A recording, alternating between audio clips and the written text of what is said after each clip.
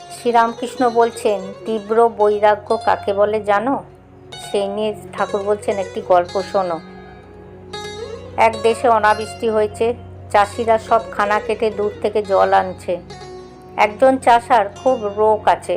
সে একদিন প্রতিজ্ঞা করলে যতক্ষণ না জল আসে খানার সঙ্গে আর নদীর সঙ্গে এক হয় ততক্ষণ খানা খুঁড়ে যাবে।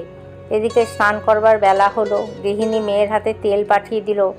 মেয়ে বলল, বাবা বেলা হয়েছে, তেল মেখে নাও। সে বলল, তুই যা, আমার এখন কাজ আছে। বেলা 2 প্রহর হলো, তখনও চাষা মাঠে কাজ করছে, স্নান করার নামটি নাই। তার স্ত্রী মাঠে এসে বলল, ভাত ঝুরিয়ে গেল, তোমার সবিতেই বাড়াবাড়ি, না হয় কাল করবে, নালে খেয়ে দে করবে।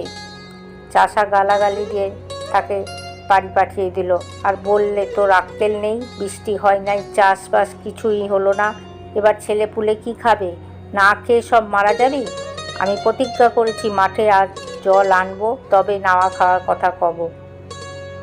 স্ত্রী গতিক দেখে দৌড়ে পালিয়ে গেল। চাষা সমস্ত দিন হাড় ভাঙা পরিশ্রম করে সন্ধ্যার সময় খানার সঙ্গে নদীর যোগ করে দিল। তখন একেবারে বসে দেখতে লাগলো যে নদীর জল মাঠে কলকল করে আসছে।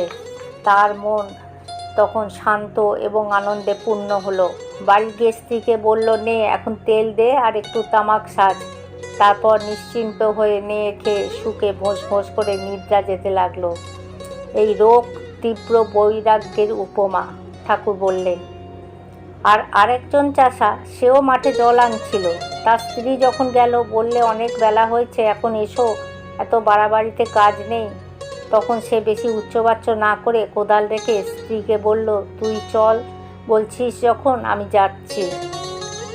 সে চাষার মাঠে জল আনা হলো না। এটি মন্দ বৈরাগ্যের উপমা।